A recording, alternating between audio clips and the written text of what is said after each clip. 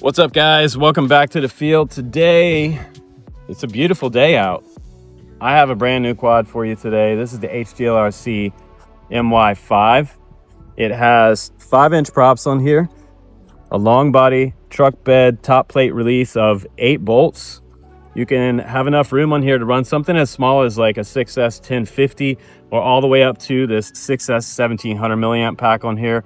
It is analog, which is great right now because, well, DJI is sort of on the chopping block. So we'll have to see how that plays out. We're gonna run this on my Sky Zone goggles today, and I'm flying it on my Radio Master TX15. So I'm pretty happy about the simple design of it because it allows people to work on it a lot easier to replace the arms. It is sort of an H-style configuration, not quite a true X or a dead cat, but I don't think you'll see much props in view because the arms don't really extend out that far. So we'll have to see how that works out. But I'm gonna strap up a few different batteries on here.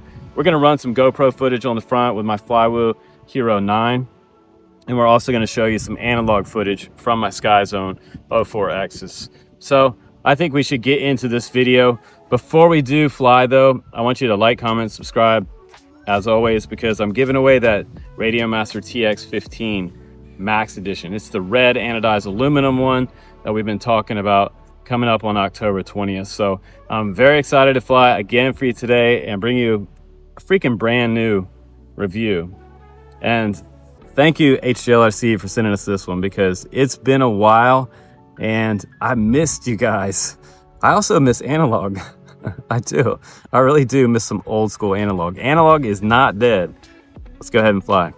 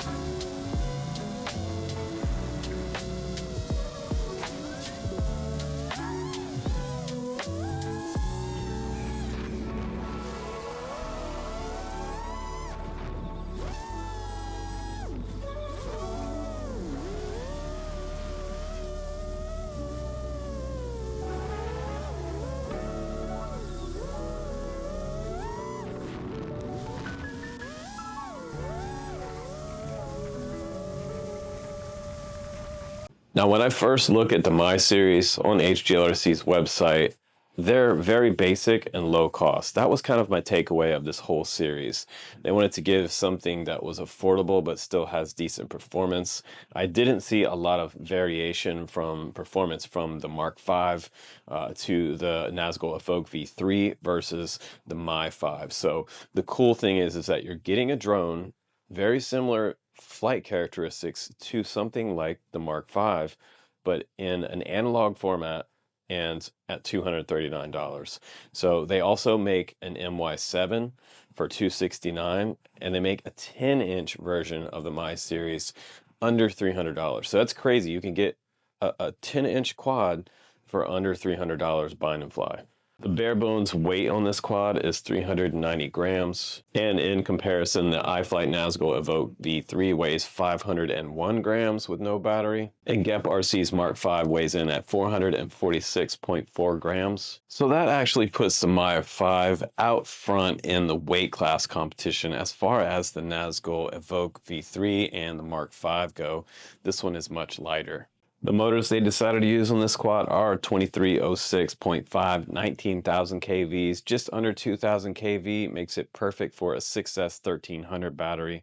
Now the propellers on here, they are gem fan props. They're in the new Hurricane Revision 3's, version 3. These have been around for a while, but they've also been through quite a few variations. Now these probably wouldn't be my first choice because I do like a thinner cord prop, but this one has pretty wide cord, tri-blade with more tapered tips and a fairly thick base with a standard nut on top, and on the bottom of the motor we also have 4 M3 bolts holding those motors on, and a very simplified arm on the end with no extra TPU trimmings on there, of course, but that also makes it a little bit cheaper. Now the wheelbase from motor to motor on this quad is 225 millimeter. Now aside from being simple to repair, I love that these arms are 5 millimeter, so that means that they're going to be a little more durable for FPV Freestyle.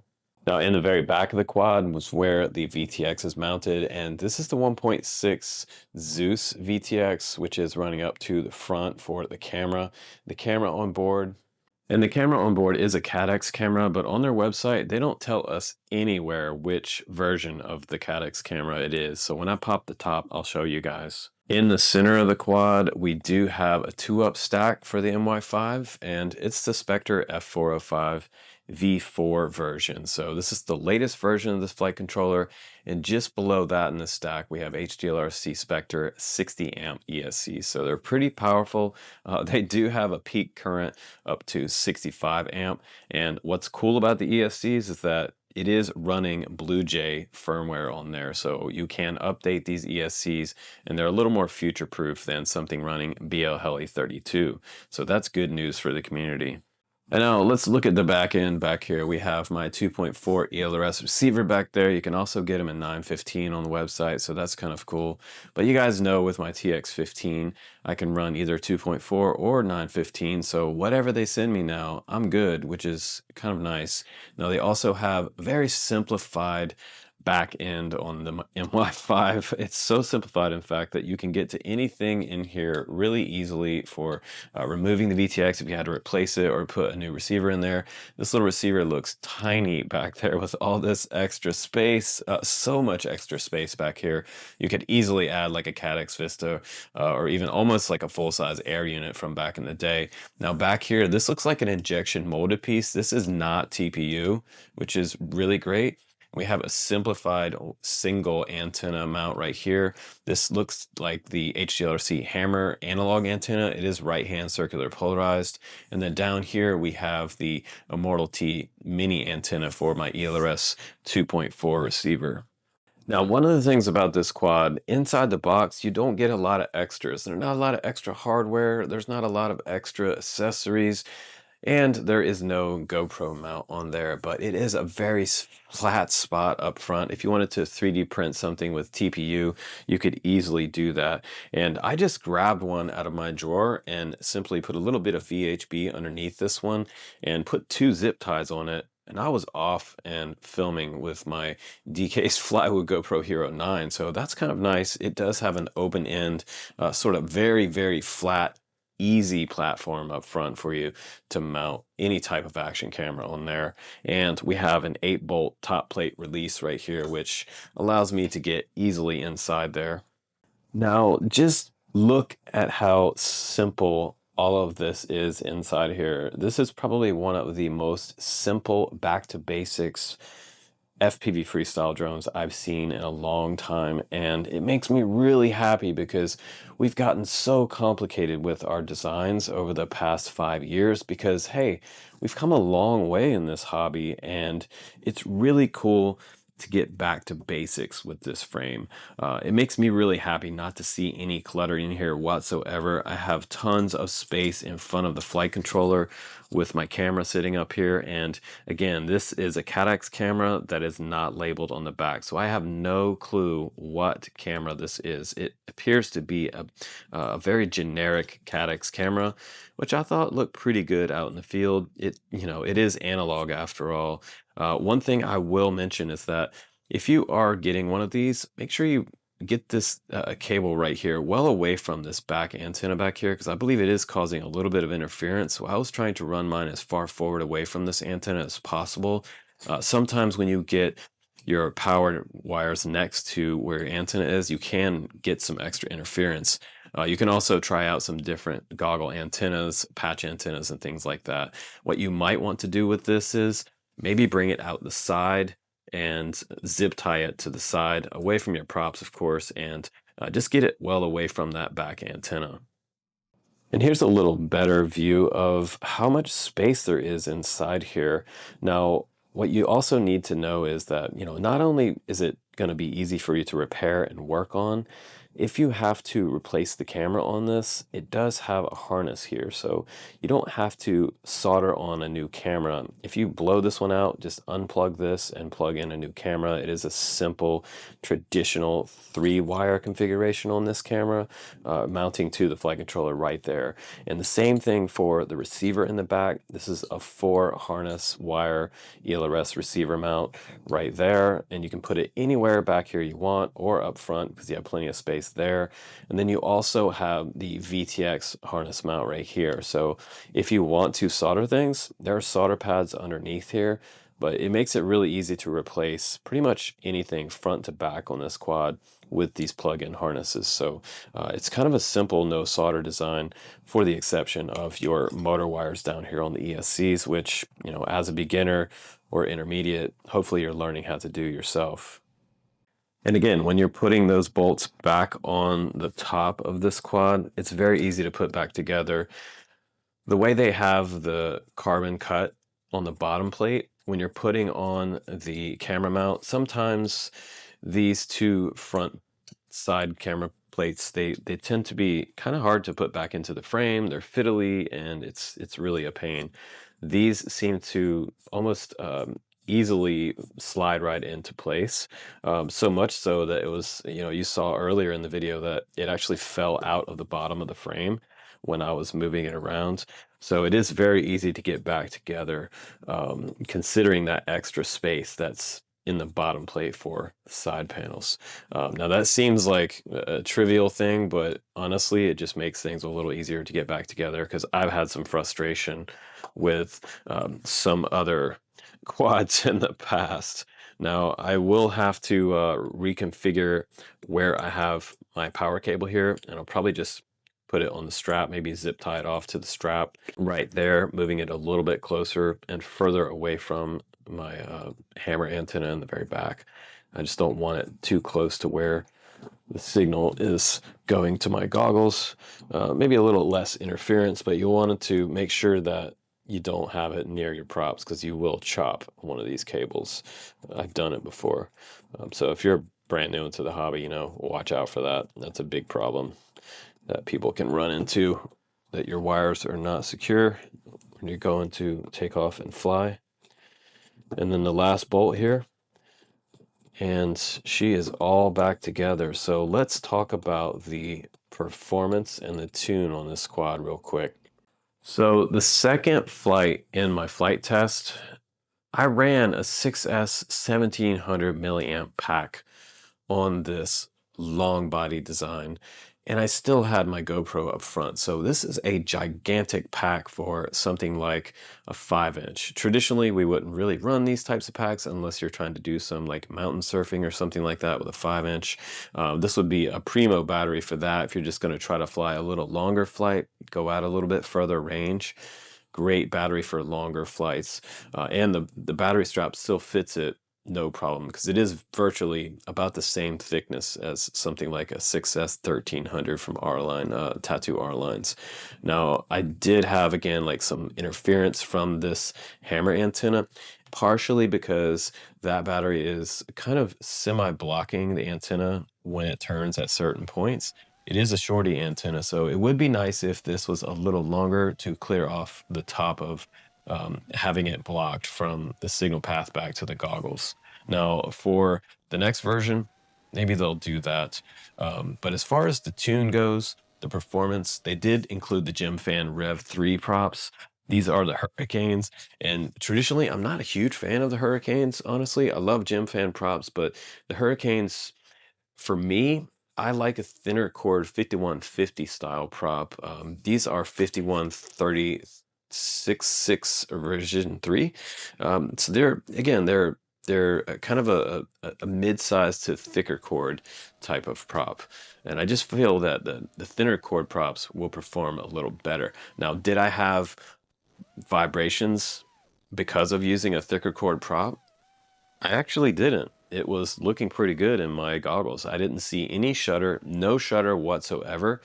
And I almost think the Mark V had a little more shutter in that quad's tune from the factory than HGLRC's quad. But, you know, in the past, we've had great tunes coming from HGLRC for the hobby. I haven't seen really a lot of bad tunes coming from HGLRC. Maybe way back in the day when some of the first Recon quads came out. That's also a subsidiary of HGLRC, if you didn't know that. But we did have some bad tunes on some of their range quads back in the day. Some of the really thin, lightweight ones. But now, with this quad, we've been through so many iterations of 5-inch quads out there, it would almost seem like sacrilegious for a company to come out with an FPV racing drone that had a bad tune on a 5-inch, because Betaflight also, again, is so dialed in these days that we have smooth flying bind and flies out of the box. Almost better than building your own when you're kind of just running default Betaflight PIDs. And again, like nowadays, Betaflight is so good that if you decide to build your own, it is likely that it'll fly pretty good on standard size props. I think when you add more cord into it, it does put more vibrations into the flight controller center mass right there. So, you know, that can translate to vibes sometimes. So that's why a thinner cord prop sometimes will translate to a little less vibes and a little easier to tune flight controller. But, you know, my point is kind of moot there because, well, the tune is great on this quad. So at the end of the day, while everyone else is getting really fancy and trying to get you to buy their quads with all of their built-in LEDs and very fancy things that will also cost you a fancy price, say $600 to $650 for some of these quads, the way they're set up. I think that it was the perfect timing for HGLRC to be like, oh, there's not a real basic quad out there that you know people can buy, because right now people are buying 04s, and that's about the only place that you can get an 04 right now is buying it in a bind and fly, because you know, trying to search the internet trying to find an 04 somewhere is freaking impossible right now. So the only way people are getting an 04 these days is buying it on a bind and fly, but you're going to pay for it. You're going to pay $600-700 for a 5-inch right now in late 2025. So things are getting tighter, and DJI stuff is almost impossible to find. So I've been talking about, you know, reconsidering analog. Analog's not dead. You don't have to update it. It's hard to ground it because, well, there's no particular legacy firmware on these VTXs. So this video system right here is open source and running through Betaflight. So bare bones quad, very cheap to buy. Cheap replaceable parts are available. Great tune. It flies just as good as iFlight and GEP-RC quads, but it's going to be about $400 cheaper at the end of the day. So they well played. They did a good job on that. Well played, HGLRC, for doing that. And say, while everyone else is making Lotus and Maserati, HGLRC decided to make maybe I don't dare I say Prius. I'd say Tesla Model 3 in comparison to the Lotus and Maserati over here. So if you're on a budget, go analog. It's not dead, and it's going to be around, and it'll be compatible with all your goggles. Will be compatible with all your Whoop stuff out there too. So when you're flying your Whoops at home this winter, get yourself an analog 5-inch. You can find the links down below for the MY5, the 7, and the 10-inch if you want to grab one and set one up. And like, comment, subscribe again for winning that TX15 over there from Radio Master. I'm sitting right over there. I'm going to give it away October 20th. Coming up fast on the channel. So stay tuned, and hopefully you enjoyed the new setup here. And we just kind of reconfigured a little things here at drone camps, and still trying to bring you guys hobby videos, reviews, and news that bring you value, because right now it seems like there's a lot less FPV videos out there because of, the way of the world is just crazy out there right now. And we're just trying to keep the hobby going because we're in it for fun. FUN is what it's all about. Just trying to have fun without all the Karens. So I wish you safety out there and happy flying. And yeah, I'll see you guys on the next video. And I appreciate you hanging out with us to this point in the video. If you did, you are definitely one of my friends. I love you guys, and I'll see you on the next one. Take care.